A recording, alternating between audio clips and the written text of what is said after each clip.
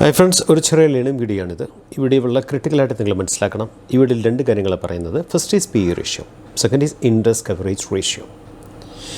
നമ്മൾ വാല്യുവേഷൻ എന്നുള്ള കൺസെപ്റ്റിൽ ഉപയോഗിക്കുന്ന ഒരു ഫോർമുലയാണ് പി ഇ റേഷ്യോ. വാല്യുവേഷൻ പല രീതിയിൽ ചെയ്യാൻ പറ്റും. പി ഇ റേഷ്യോ വെച്ച് ചെയ്യാൻ പറ്റും, പെഗ് റേഷ്യോ വെച്ച് ചെയ്യാൻ പറ്റും, ഡിസ്കൗണ്ടഡ് ക്യാഷ് ഫ്ലോ വെച്ച് ചെയ്യാൻ പറ്റും, എൻ്റർപ്രൈസ് വാല്യൂ ബൈ എബിറ്റ എന്നുള്ള ഫോർമുല ചെയ്യാൻ പറ്റും. There are various ways of valuations ഉണ്ട്. പി ഇ റേഷ്യോ വെച്ച വാല്യുവേഷനാണ് നോർമലി സിമ്പിളായിട്ടുള്ള valuation. P E ratio means price by earnings per share, EPS എന്ന് പറയും. EPS എന്ന് പറയുന്നത് ട്രെയിലിംഗ് 12 months ആണ്. 4 quarter EPSൻ്റെ സമ്മാണ് EPS ആയിട്ട് നമ്മൾ എടുക്കുന്നത്. ശ്രദ്ധിക്കേണ്ട കാര്യം, നല്ല കമ്പനികൾക്ക് നോർമൽ കേസിൽ വാല്യുവേഷൻ അല്പം കൂടി നിൽക്കും. ഡിമാൻഡുള്ള കമ്പനികൾക്ക് വാല്യുവേഷൻ എപ്പോഴും നോർമൽ കേസിൽ ഇൻഡസ്ട്രി വാല്യുവേഷനുമായിട്ട് കമ്പയർ ചെയ്യുമ്പോൾ കൂടി നിൽക്കും. നമ്മൾ ശ്രദ്ധിക്കേണ്ടത്, വാല്യുവേഷൻ കുറവുള്ള കമ്പനികൾ, ബെസ്റ്റായിട്ട് പെർഫോം ചെയ്തു വരുന്ന കമ്പനികൾ, അതിൻ്റെ വാല്യുവേഷൻ കുറയാൻ കാര്യം എന്താണെന്ന് വെച്ചാൽ, ഒന്ന് ഡിമാൻഡ് കുറവുകൊണ്ടാണ്, രണ്ട് ഏർണിങ്സ് പെർ ഷെയർ കൂടുന്തോറും P E ratio കുറഞ്ഞുകൊണ്ടിരിക്കും.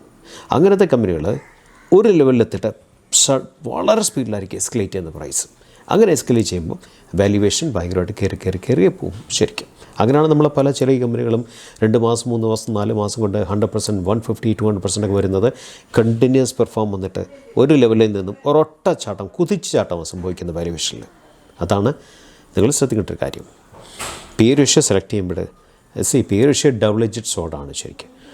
P E ratio വെച്ച് മാത്രമേ സെലക്ഷൻ നടക്കാമെന്ന് വെച്ചാൽ there are so many factors. അതിനകത്ത് ഒരു ക്രിട്ടിക്കൽ ഫാക്ടറാണ് പി ഇ റേഷ്യോ. അപ്പോൾ പി ഇ റേഷ്യോ എന്ന് വെച്ചാൽ സിമ്പിൾ രീതിയിൽ പറഞ്ഞാൽ, ഞാൻ പറഞ്ഞല്ലോ, price by earnings per share ആണ്. അതിനെക്കാട്ടും ലേമാൻസ് ലാംഗ്വേജ് പറഞ്ഞാൽ ₹1 റിട്ടേൺ കിട്ടാനായിട്ട് എത്ര ഇൻവെസ്റ്റ് ചെയ്യണം എന്നുള്ളതാണ് സിമ്പിൾ മീനിങ് എന്ന് പറയുന്നത് പി ഇ റേഷ്യോയുടെ. സോ പി ഇ റേഷ്യോ നമ്മൾ ഇൻഡസ്ട്രി റേഷ്യോയുടെ കമ്പയർ ചെയ്താണ് നമ്മൾ നോർമൽ കേസിൽ ഫസ്റ്റ് ലെവൽ ഓഫ് വർക്കിംഗ് നമ്മൾ നടത്തുന്നത്. Second part is interest coverage ratio. Critical component ആണ്. കമ്പനി നമുക്ക് എന്ത് ലാഭം കിട്ടിയിട്ടും കാര്യമൊന്നുമില്ല. ഇൻട്രസ്റ്റ് കൊടുത്തു കഴിഞ്ഞാൽ പിന്നെ നമ്മുടെ ഷെയർ ഹോൾഡേഴ്സിന് കൊടുക്കാനില്ലെങ്കിലും, നമുക്ക് വലിയൊരു ഇൻകം ഉണ്ടെങ്കിലും നമ്മൾ ആ ഇൻകത്തിന് ചേരാത്ത രീതിയിൽ ഇൻട്രസ്റ്റ് കൊടുക്കേണ്ടി വന്നാൽ, കടമെടുക്കേണ്ടി വന്നാൽ, ഇൻട്രസ്റ്റ് കൊടുക്കേണ്ടി വന്നാൽ നമുക്ക് കയ്യിൽ വെച്ചൊന്നും കാണില്ല അല്ലേ. ഇതുപോലെ തന്നെയാണ് കമ്പനികളെ സംബന്ധിച്ചും. കടമെടുക്കുന്നതിന് ഒരു പരിധിയുണ്ട്. ആ പരിധി കഴിയുവാണെങ്കിൽ പെർഫോമൻസ് എസ്കലേറ്റ് കണ്ടിന്യൂസ് ആയിട്ട് ചെയ്തില്ലെങ്കിൽ എവിടെയെങ്കിലും വെച്ച് സ്റ്റക്കപ്പ് ആകാനുള്ള സാധ്യത വളരെ കൂടുതലാണ്. ഈ പൊളിഞ്ഞുപോയ പല ഫേമസ് കമ്പനികളുടെയും നമ്മൾ അതിൻ്റെ ഹിസ്റ്ററി എടുത്ത് നോക്കിയാൽ കടം കയറി പൊളിഞ്ഞാണ് പല കമ്പനികളും ശരിക്കും. കാര്യം റിട്ടേണിനേക്കാളും കൂടുതൽ ഇൻട്രസ്റ്റ് കൊടുക്കേണ്ടി വന്നു. ഇൻട്രസ്റ്റ് കൊടുക്കേണ്ടി വന്നതിനോടൊപ്പം തന്നെ പെർഫോമൻസ് വീക്കായി. അപ്പോൾ എവിടെയെങ്കിലും ചെന്ന് ബ്രേക്ക് ഇവനിൽ നിന്നും വളരെ ഫെയിലുവറായിട്ട് കമ്പനി താഴെ പോകും ശരിക്കും. ഇൻട്രസ്റ്റ് കവറേജ് റേഷ്യോ നമ്മൾ 1:5 ആണ് normal parameter. That means minimum it should be 5. EBIT by interest paid ആണ്. അത് നമുക്കത് PR കൊണ്ടു നിന്ന് കിട്ടും. നമുക്ക് ക്വാർട്ടർ റിസൾട്ട് വരുമ്പോൾ അതിൻ്റെ അകത്തുനിന്ന് നമുക്ക് ഇൻഫർ ചെയ്യാൻ സാധിക്കും. EBIT by interest paid, earnings before interest and tax by interest paid ആണ്. ഞാൻ 2 എക്സാമ്പിൾ കാണിക്കുന്നുണ്ട്. നിങ്ങൾ ക്രിട്ടിക്കലായിട്ട് മനസ്സിലാക്കേണ്ട 2 കമ്പോണൻസ് ആയിട്ട്. ഇത് രണ്ടും മനസ്സിലാക്കിയാൽ ഇത് രണ്ടും നിങ്ങളുടെ സ്റ്റോക്ക് പിക്കിനെ ഹ്യൂജായിട്ട് സപ്പോർട്ട് ചെയ്യും. ഹ്യൂജായിട്ട് അത് നിങ്ങളുടെ സ്റ്റോക്ക് പിക്കിനെ ആ ക്വാളിറ്റിയെ അത് എൻഹാൻസ് ചെയ്യും ശരിക്കും. നമുക്ക് വീഡിയോയിലേക്ക് കിടക്കാം. ഫ്രണ്ട്സ്, സ്റ്റോക്ക് സെലക്ഷനിലെ ധാരാളം ക്രിട്ടിക്കൽ പാരാമീറ്റേഴ്സ് നമ്മൾ പഠിക്കാനുണ്ട്, മനസ്സിലാക്കാനുണ്ട്, ഒബ്സർവ് ചെയ്യാനുണ്ട്, നമ്മളെ ആക്ഷനിൽ എടുക്കാനുണ്ട്. അതിൻ്റെ അകത്തുള്ള 2 പാരാമീറ്റേഴ്സാണ് ഞാൻ ഇന്ന് പറയുന്നത്. First is P E ratio എന്നുള്ള പാരാമീറ്ററാണ്. വാല്യുവേഷൻ്റെ 3-4 ടൈപ്പ് ഓഫ് വാല്യുവേഷനിൽ ഒരു വാല്യുവേഷൻ അനാലിസിസ് ആണ് പി ഇ റേഷ്യോ വഴി നമ്മൾ ചെയ്യുന്നത്.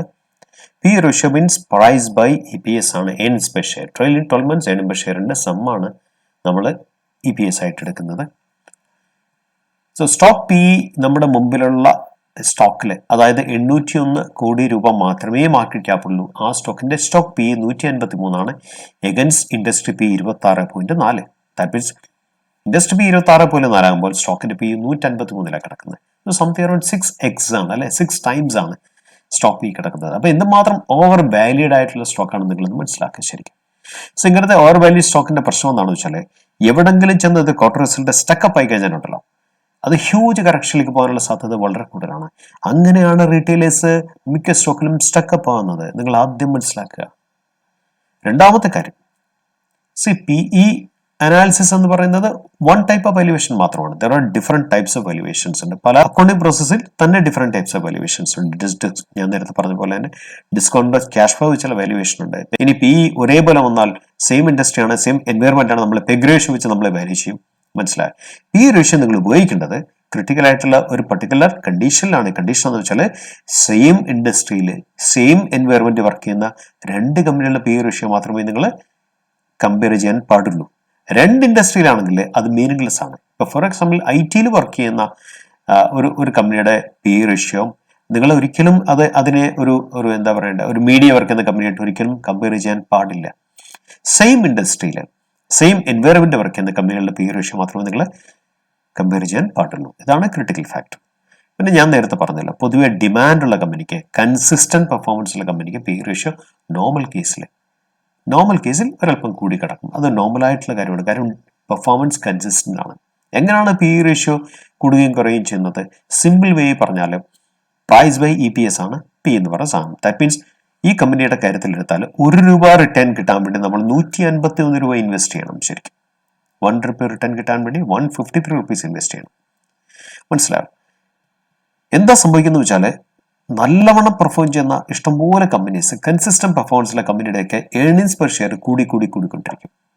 പക്ഷെ അതിന്റെ പ്രൈസിൽ വലിയ വ്യത്യാസം വരുന്നില്ല. കാര്യം ഡിമാൻഡ് അവിടെ കുറവായിരിക്കും.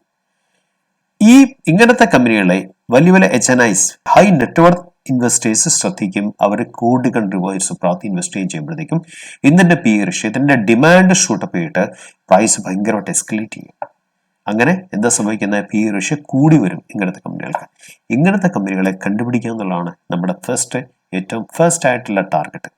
അങ്ങനത്തെ കമ്പനികളെ കണ്ടുപിടിച്ചാൽ ആ കമ്പനിയുടെ പെർഫോമൻസ് നമ്മൾ അനലൈസ് ചെയ്യുക. കുറേ ഫാക്ടേഴ്സ് ഉണ്ട്, ഇത് ജസ്റ്റ് ഒരു ഫാക്ടർ മാത്രമാണ്. ശരിക്കും അങ്ങനത്തെ കമ്പനിയുടെ പെർഫോമൻസ് അനലൈസ് ചെയ്താലേ നിങ്ങൾ അങ്ങനത്തെ കമ്പനിയുടെ ഡിമാൻഡ് ക്രിയേഷൻ സോൺസിനെ നിങ്ങൾ വർക്ക്ഔട്ട് ചെയ്യുക. ശരിക്കും ആ സോൺസിൽ നിന്നാണ് ഡിമാൻഡ് ക്രിയേഷൻ നോർമൽ കേസിൽ സംഭവിക്കുന്നത്. ആ സോണിൽ FISും DAസും HNIസും ആക്ട് ചെയ്യുന്നുണ്ടോ എന്നുള്ള അറിയാനായിട്ട് നമുക്ക് വേറെ കുറെ അസസ്മെന്റ്സ് ഉണ്ട്, കുറെ സ്റ്റഡീസ് ഉണ്ട്. ശരിക്കും നിങ്ങളത് മനസ്സിലാക്കുക. അങ്ങനെ ഈ 4 ക്രിട്ടിക്കൽ പാരാമീറ്റേഴ്സ് മനസ്സിലാക്കിയാൽ മാത്രമേ സ്റ്റോക്ക് ട്രേഡിങ്ങിൽ സക്സസും സസ്റ്റൈനബിലിറ്റിയും കിട്ടത്തുള്ളൂ. നമുക്ക് അടുത്ത സ്റ്റോക്കിലേക്ക് കടക്കാം. നോക്ക്, ഈ സ്റ്റോക്കിന്റെ മാർക്കറ്റ് ക്യാപ്പ് 6710 കോടിയാണ് അല്ലേ. ആ സ്റ്റോക്കിന്റെ പി എന്ന് വെച്ചാൽ ₹7.21 മാത്രമേ ഉള്ളൂ. ദാറ്റ് മീൻസ് ₹1 റിട്ടേൺ കിട്ടാൻ വേണ്ടി നമ്മൾ ഇൻവെസ്റ്റ് ചെയ്യേണ്ടത് ₹7.21 മാത്രം. അതിന്റെ ഇൻഡസ്ട്രി പി നോക്കൂ, ₹15.20. അതിന്റെ നേർ പകുതിയേ ഉള്ളൂ സ്റ്റോക്കിന്റെ പി. ഈ കമ്പനിയുടെ പെർഫോമൻസ് സ്റ്റേബിൾ ആയിട്ട് സസ്റ്റെയിൻ ആയിട്ട് ബെസ്റ്റ് EPS കൊടുത്തുകൊണ്ടിരുന്നാലുണ്ടല്ലോ, ഒരു സുപ്രഭാതത്തിൽ HNIs കയറി ഒരു ചാടിപ്പിടുത്തം പിടിക്കും. ഈ സ്റ്റോക്കിന്റെ പ്രൈസ് ഇപ്പൊ കറണ്ട് പ്രൈസ് 396 ആണെങ്കിൽ നിങ്ങൾക്ക് ഹ്യൂജ്ലി ഷൂട്ടപ്പ് ചെയ്യുന്നത് നിങ്ങൾക്ക് ഒരു പക്ഷേ കാണാൻ സാധിച്ചേക്കാം. പെർഫോമൻസ് കൺസിസ്റ്റന്റ് ആണെങ്കിൽ അതാണ് ക്രിട്ടിക്കൽ ആയിട്ടുള്ള ഫാക്ടർ. ഇനി നമ്മളുടെ അടുത്ത് പറയാൻ പോകുന്നത് ഇൻട്രസ്റ്റ് കവറേജ് റേഷ്യോ എന്നുള്ള വേറൊരു ക്രിട്ടിക്കൽ പാരാമീറ്റർ ആണ്. ഇൻട്രസ്റ്റ് കവറേജ് റേഷ്യോ എന്ന് പറയുന്നത് EBIT ബൈ ഇൻട്രസ്റ്റ് പെയ്ഡ് ആണ്. EBIT means earnings before interest and tax by interest paid. അപ്പൊ നമുക്ക് എന്ത് ലാഭം കിട്ടി, അതിൻ്റെ അകത്ത് എത്ര ഇൻട്രസ്റ്റ് കൊടുത്തു, ബാക്കി എത്ര പൈസ കമ്പനിക്ക് കിട്ടും, എത്ര പൈസ ഷെയർ ഹോൾഡർ കിട്ടും. ഇതാണ് സിമ്പിൾ ഫാക്ട്. ഇൻട്രസ്റ്റ് കവറേജ് റേഷ്യോയുടെ നോർമൽ പാരാമീറ്റർ 1:5 ആണ്. ദാറ്റ് മീൻസ് മിനിമം 5 എങ്കിലും ആയിരിക്കണം. EBIT ബൈ ഇൻട്രസ്റ്റ് കവേർഡ് അല്ലെ, EBIT ബൈ ഇൻട്രസ്റ്റ് പെയ്ഡ് എന്നുള്ള വാല്യൂ ഷുഡ് ബി മിനിമം 5 ആണെങ്കിൽ മാത്രമേ അത് റീസണബിളി അത് ICR വാല്യൂ എന്ന് പറയാൻ സാധിക്കത്തുള്ളൂ. ഈ കമ്പനിയുടെ നോക്കാം നിങ്ങൾ, ഇത് P&L അക്കൗണ്ടാണ്. കഴിഞ്ഞ മാർച്ചിലാണ്. ഓപ്പറേറ്റിംഗ് പ്രോഫിറ്റ് 3512 കോടി. ആ കമ്പനിയുടെ ഇൻട്രസ്റ്റ് പെയ്ഡ് 2617 കോടിയാണ് കൊടുത്തത്. ഇനി നിങ്ങൾ അതിന്റെ കൂട്ടത്തിൽ അതർ ഇൻകം കൂടെ ആഡ് ചെയ്യും. അപ്പോൾ 3512 പ്ലസ് 500 കോടി, സോ സംതിങ് അറൌണ്ട് 4000 കോടി ഡിവൈഡഡ് ബൈ 2617 കോടി. സോ എത്ര വരും ശരിക്കും? 1.3 ഉള്ളൂ. മിനിമം പാരാമീറ്റർ ഷുഡ് ബി 5 ആണ്. 5 ഇവിടെ കിടക്കുന്നു, 1.3 ഇവിടെ കിടക്കുന്നു. അപ്പം എന്ന് മാത്രം റിസ്ക് ആണ് ഈ കമ്പനി ഫേസ് ചെയ്യുന്നത്. നിങ്ങൾ ശ്രദ്ധിക്കണം, ഈ കമ്പനിയുടെ പെർഫോമൻസ് എവിടെയെങ്കിലും വീക്ക് ആയില്ലേ, കണ്ടീഷൻ കുറെ കൂടെ ടഫായിട്ട് മാറും. ശരിക്കും ഓൾറെഡി 1.3 ഉള്ള വാല്യൂ, 1.3 പിന്നെ താഴെ പോകുന്ന വെച്ചാൽ അത് ഭയങ്കര എന്താ പറയുക, വളരെ കൺസേൺഡ് ആയിട്ടുള്ള കാര്യമാണ്. ഈ അനാലിസിസ് നിങ്ങൾക്ക് ക്വാർട്ടർ റിസൾട്ട് വരുമ്പം ക്വാർട്ടർ റിസൾട്ടിന്റെ പേജിൽ നിങ്ങൾക്ക് ചെയ്യാൻ സാധിക്കും. ഇത് ഞാനിപ്പം P&L അക്കൗണ്ട് ഞാൻ കാണിച്ചെന്നുള്ളൂ നിങ്ങളെ. സോ ഈ കമ്പനി നോക്ക്, P&L അക്കൗണ്ടാണ്. നോക്ക്, 997 കോടി രൂപ ഓപ്പറേറ്റിംഗ് പ്രോഫിറ്റ്. വേണമെങ്കിൽ നിങ്ങൾക്ക് അതർ ഇൻകം കൂടെ ആഡ് ചെയ്യാം. സോ 1100 വരും. ഇതിന് interest paid is 132. That means value is 1100 by 132 equals 9 ആണ്. More safer. 5ന് മേളിലുള്ള വാല്യൂ നോർമൽ കേസിൽ സേഫ് ആണ്. So interest coverage ratio means EBIT by interest paid ആണ്. ശ്രദ്ധിക്കേണ്ട വലിയൊരു പാരാമീറ്റർ ആണ്. ഇങ്ങനത്തെ ഞാൻ നേരത്തെ പറഞ്ഞ P വാല്യൂ പോലെ തന്നെ അത് അല്ലെങ്കിൽ ഇൻട്രസ്റ്റ് കവറേജ് റേഷ്യോ പോലെ തന്നെയുള്ള ക്രിട്ടിക്കൽ പാരാമീറ്റേഴ്സ് ഉണ്ട്. ഈ പാരാമീറ്റേഴ്സ് നിങ്ങൾ മനസ്സിലാക്കിയിരുന്നാൽ നിങ്ങൾക്ക് സസ്റ്റൈനബിലിറ്റി കിട്ടും, സക്സസ് കിട്ടും. ഫ്രണ്ട്സ്, നിങ്ങൾ ഈ വീഡിയോ കണ്ടു കാണുമെന്ന് ഞാൻ വിശ്വസിക്കുന്നു. സി 2 പാരാമീറ്റേഴ്സ് മാത്രമല്ല, ഇങ്ങനത്തെ പല പല പാരാമീറ്റേഴ്സിൻ്റെ ഫൈനൽ ഔട്ട്കമാണ് സ്റ്റോക്കിൻ്റെ പിക്ക് എന്ന് പറയുന്ന സംഗതി. നിങ്ങളത് തീർച്ചയായും മനസ്സിലാക്കണം, തീർച്ചയായും പഠിച്ചിരിക്കണം. Signing off. മറ്റൊരു വീഡിയോ ആയിട്ട് നമുക്ക് വീണ്ടും കണ്ടുമുട്ടാം.